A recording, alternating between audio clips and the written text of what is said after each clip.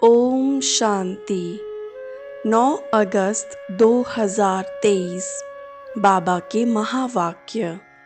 मीठे बच्चे, ज्ञान की धारणा तब होगी जब देही अभिमानी बनेंगे। देही अभिमानी बनने वाले बच्चों को ही बाप की याद रहेगी। प्रश्न: किस एक भूल के कारण मनुष्यों ने आत्मा को निर्लेप कह दिया है? उत्तर: मनुष्यों ने आत्मा सो परमात्मा कहा। इसी भूल के कारण आत्मा को निर्लेप मान लिया।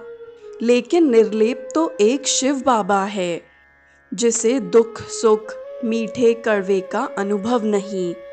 आत्मा तो कहती है फलानी चीज खट्टी है।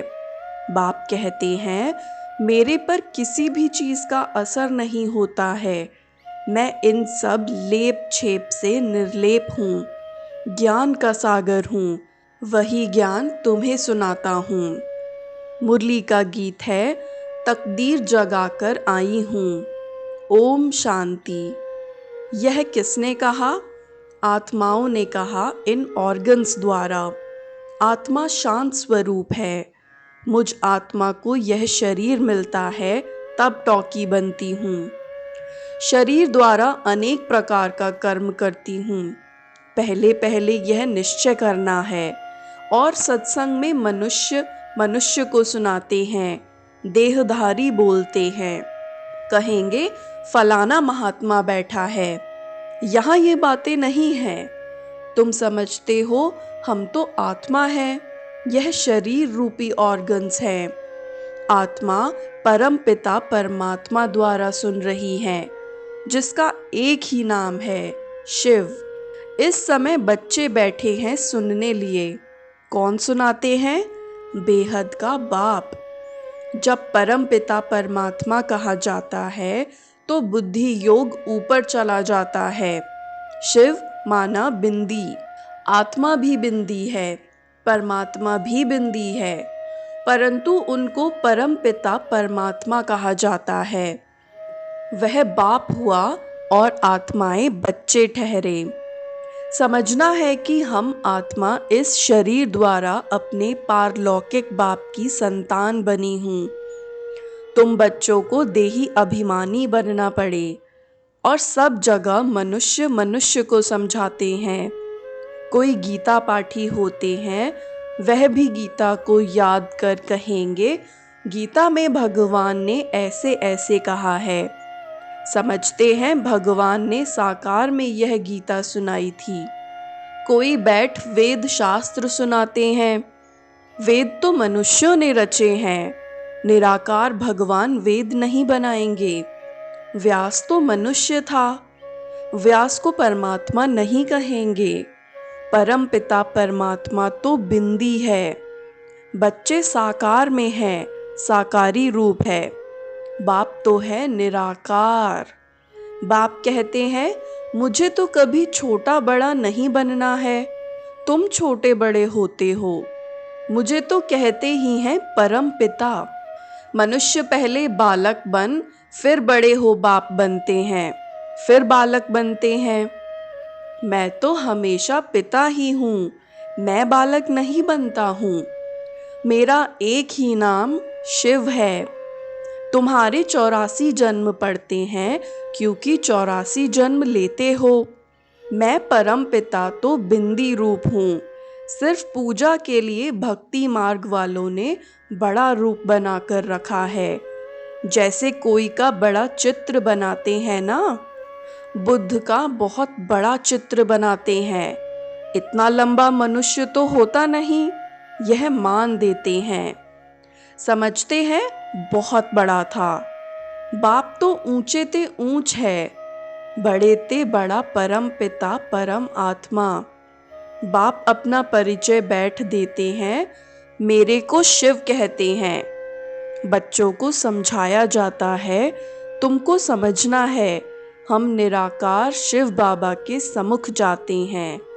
मुझे तो हमेशा परम पिता परमात्मा ही कहेंगे। मनुष्य सृष्टि का बीज रूप हूँ। परम आत्मा बैठ समझाते हैं। आत्मा को ही नॉलेज है, गाते भी हैं परम पिता परम आत्मा, माना परमात्मा। वह ज्ञान का सागर है, हमको ज्ञान सुना रहे हैं। पहले पहले आत्म अभिमानी होना चाहिए, देह अभिमानी नहीं बनना है। परंतु ड्रामा अनुसार तुमको देह अभिमानी बनना ही है। अब फिर बाप देही अभिमानी बनाते हैं। तुम सब बच्चे हो, यह भी बच्चा है। आत्मा परम पिता परमात्मा दादे से वर्षा लेती है। लौकिक संबंध में सिर्फ बच्चों को ही वर्षा मिलता है, कन्या को नहीं मिलता है। बेहद का बाप कहते हैं, तुम सब आत्माएं हो, तुम हर एक को हक है। तुम मुझ परम पिता परमात्मा के थे और हो। कहते हैं ना, ओ गॉड फादर, ओ परम पिता परमात्मा। महिमा करते हैं। कौन करते हैं? आत्मा। वह लौकिक फादर तो शरीर का है, यह है आत्माओं का बाप। आत्मा बुलाती है, ओ परम पिता परमात्मा। अविनाशी बाप को याद करते ही आए हैं, क्योंकि रावण राज्य में दुख ही दुख है। जब से रावण राज्य शुरू होता है, तब से याद करना शुरू होता है। याद तो बाप को ही करना है, क्योंकि वर्षा बाप से ही मिलता है। यहाँ तो मनुष्यों को बहुतों की याद रहती है, गुरु लोग एक की याद भुला देते हैं। अगर सर्वव्यापी हैं, तो फिर गॉड व फादर किसको कहें? बाप घड़ी घड़ी कहते हैं, बच्चे देही अभिमानी बनो, उठते बैठते मुझ बाप को याद करो। समझो, हम श्रीमत पर चल रहे हैं। मैं आत्मा खा रही हूँ बाबा की याद में। याद से विकर्म विनाश होंगे। मंजिल है बड़ी भारी, योग कोई मासी का घर नहीं है। मनुष्यों ने तो बाप का नाम ही प्रायः लोप कर दिया है। श्री कृष्ण तो बच्चा ठहरा, इतनी बड़ी प्रालब्ध जरूर बाप ने ही दी है। बाप समझाते हैं, देह सहित देह के सब धर्म भूल जाओ, यह नाम तो सब बाद में रखे गए हैं। तो यह समझना है कि परम पिता परमात्मा द्वारा हम यह नॉलेज पढ़ रहे हैं। और कोई ऐसे स्कूल नहीं है जहाँ समझे कि हम आत्मा हैं। तुम जानते हो, पहले सतो प्रधान थे, फिर सतो रजो तमो में आते हैं।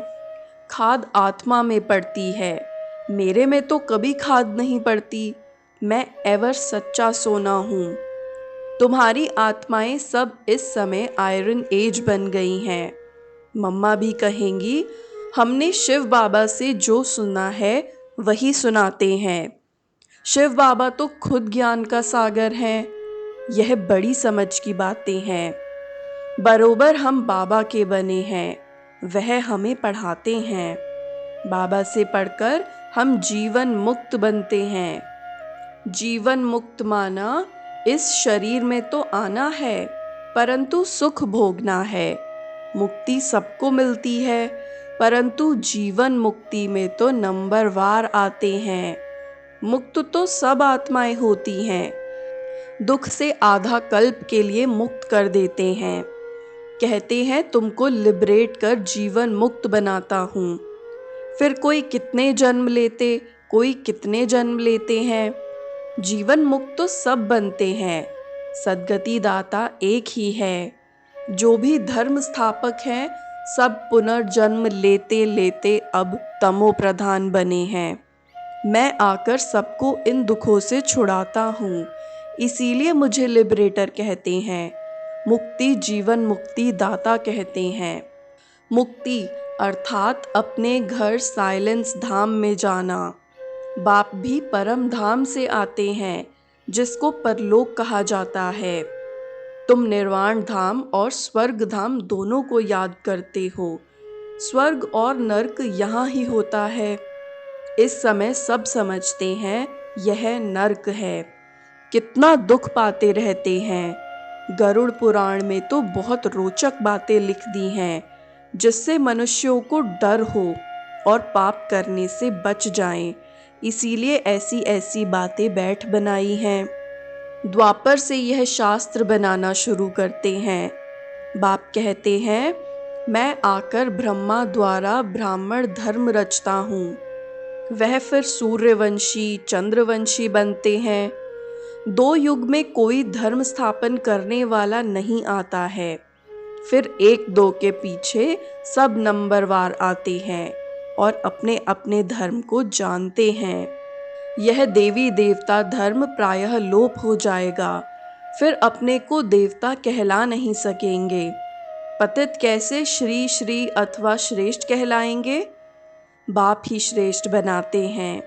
देवी देवताओं को श्रेष्ठ कहा जाता है। उनके चित्र भी हैं, परंतु समझते नहीं कि देवी देवता धर्म कब था, किसने स्थापन किया। सतयुग की आयु ही लंबी कर दी है। अब बाबा कहते हैं, बच्चे अपने को आत्मा समझो, बाप को याद करो। अब खेल पूरा होता है। देखते नहीं हो, अब मुक्ति जीवन मुक्ति के गेट्स खुल रहे हैं। मुक्ति जीवन मुक्ति दाता तो एक ही है। यहाँ तो देखो, जगत माता का टाइटल भी कोई कोई को देते रहते हैं। वास्तव में जगत अम्बा यह है ना। ऐसे कोई भी नहीं होगा जो जगत पिता भी हो, शिक्षक भी हो, जगत गुरु भी हो। भल मनुष्य अपने पर नाम बहुत रखाते हैं, परंतु है नहीं। कहाँ वह लक्ष्मी नारायण, कहाँ ये विकारी भी अपने ऊपर टाइटल रख देते हैं। मनुष्य कितने बुद्धू बन गए हैं। आदि सनातन देवी देवता धर्म को भूल उन्हों के टाइटल फिर अपने को दे देते हैं।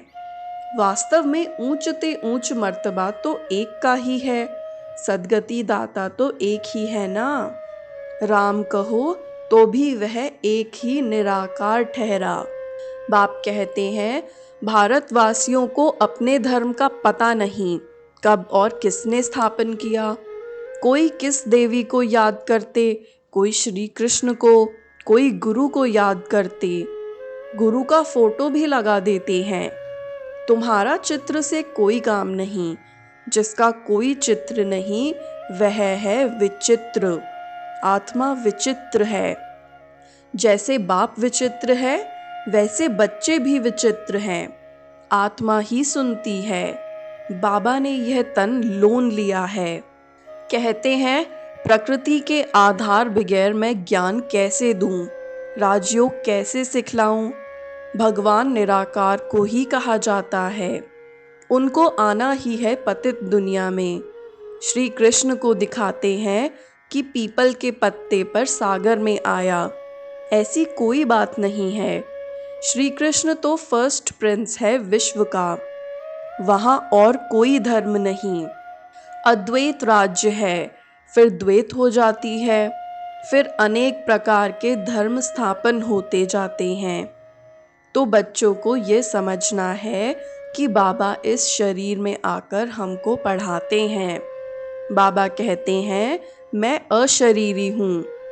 इस शरीर द्वारा तुमको ज्ञान देता हूँ। मैं हूँ ज्ञान का सागर। यह सब बातें बाप बैठ समझाते हैं। सिर्फ ईश्वर व परमात्मा कहने से बाप का संबंध भूल जाता है। परमात्मा बाप है, उनसे वर्षा मिलता है, यह भूल जाते हैं। वह हमारा बाप है, क्रिएटर है, हम उनकी रचना हैं। उसने क्रिएट किया है, कोई तो रचता होगा ना। बाबा ने समझाया है, पुरुष हद का ब्रह्मा है। बच्चों को क्रिएट करते हैं, पहले स्त्री को अडॉप्ट करते हैं, फिर उनके द्वारा बच्चे क्रिएट करते हैं। बाबा भी कहते हैं, मैं इन द्वारा क्रिएट करता हूँ। स्त्री तो ज़रूर चाहिए ना। बाबा को कहते ही हैं, तुम मात पिता, तो यह माना ब्रह्मा माता हो गई। इन द्वारा अडॉप्ट करते हैं, तो तुमको ब्रह्मा मुख वंशावली कहेंगे। तुम बाप के बने हो इन द्वारा। यह बड़ी वंडरफुल बातें हैं। शास्त्रों में यह नहीं है। मुझे कहते हैं नॉलेजफुल, जानी जाननहार। मनुष्य समझते हैं परमात्मा सबके अंदर की बातें जानते हैं, थॉट रीडर है। लेकिन इतने सबका थॉट रीडर कैसे बनेगा? बाप कहते हैं, मैं मनुष्य सृष्टि का बीज रूप हूँ, मैं चैतन्य हूँ, सत हूँ, आत्मा भी चैतन्य है, शरीर असत है, घड़ी घड़ी बदलता रहता है। आत्मा तो नहीं मरती, आत्मा यह नॉलेज ग्रहण करती है। बाप समझाते हैं, मैं परम पिता परमात्मा निर्लेप हूँ, अर्थात दुख सुख का अथवा कड़वी मीठी चीज़ों का मुझे कोई असर नहीं होता है। मैं इन लेप छेप से निर्लेप हूँ, ज्ञान का सागर हूँ। मनुष्य फिर कहते हैं कि आत्मा निर्लेप है, क्योंकि आत्मा सो परमात्मा एक है। एक ने कहा, बस उसके पीछे फॉलो करते रहते। बाप कहते हैं, मैं निर्लेप हूँ, मुझे कोई खट्टा खारा नहीं लगता। यह इनकी आत्मा कहती है, फलानी चीज़ खट्टी है। मेरे में सारे सृष्टि का ज्ञान है, जो आत्माओं को पढ़ाता हूँ। तुम हर एक को समझना है, हम आत्मा परम पिता परमात्मा द्वारा सुन रहे हैं। यहाँ तो बरोबर भगवानुवाच है, निश्चय करना चाहिए, गॉड क्रिएटर इज वन। पहले पहले मुख्य बात है भारत की। भारत को अविनाशी खंड कहा जाता है। यह भारत है बर्थ प्लेस पतित पावन बाप का। यह बहुत ऊंच खंड है। यहाँ लक्ष्मी नारायण की राजधानी होगी। यह तुम जानते हो कि बाप फिर से देवी देवता धर्म की सैपलिंग लगा रहे हैं। जो इस धर्म के होंगे वही आकर वर्षा लेंगे। इसको सैपलिंग कहा जाता है। बाबा ने समझाया, देही अभिमानी बनना है। बाबा हमको पढ़ा रहे हैं। हम इन कानों से सुनते हैं, पढ़ते हैं, पढ़ाते हैं। अच्छा, मीठे मीठे सिकिलधे बच्चों प्रति माता पिता बाप दादा का याद प्यार और गुड मॉर्निंग। रूहानी बाप की रूहानी बच्चों को नमस्ते। रूहानी बच्चों की भी रूहानी बाप दादा को याद प्यार गुड मॉर्निंग और नमस्ते। धारणा के लिए मुख्य सार। पहला, चित्र को भूल विचित्र बन विचित्र बाप को याद करना है। देह सहित देह के सब धर्मों को बुद्धि से भूलना है। देही अभिमानी हो रहने का अभ्यास करना है। दूसरा, देवी देवता धर्म का सैपलिंग लग रहा है, इसीलिए पावन जरूर बनना है, दैवी गुण धारण करने हैं। वरदान, अलौकिक जीवन की स्मृति द्वारा वृत्ति, स्मृति और दृष्टि का परिवर्तन करने वाले मरजीवा भव। अलौकिक जीवन की स्मृति द्वारा वृत्ति, स्मृति और दृष्टि का परिवर्तन करने वाले मरजीवा भव। ब्राह्मण जीवन को अलौकिक जीवन कहते हैं। अलौकिक का अर्थ है इस लोक जैसा नहीं। दृष्टि, स्मृति और वृत्ति सब में परिवर्तन हो। सदा आत्मा भाई भाई की वृत्ति व भाई बहन की वृत्ति रहे। हम सब आपस में एक परिवार के हैं, यह वृत्ति रहे। और दृष्टि से भी आत्मा को देखो, शरीर को नहीं, तब कहेंगे मरजीवा। ऐसी श्रेष्ठ जीवन मिल गई तो पुरानी जीवन याद आ नहीं सकती। स्लोगन, सदा शुद्ध फीलिंग में रहो तो अशुद्ध फीलिंग का फ्लू पास भी नहीं आ सकता। सदा शुद्ध फीलिंग में रहो तो अशुद्ध फीलिंग का फ्लू पास भी नहीं आ सकता। ओम शांति।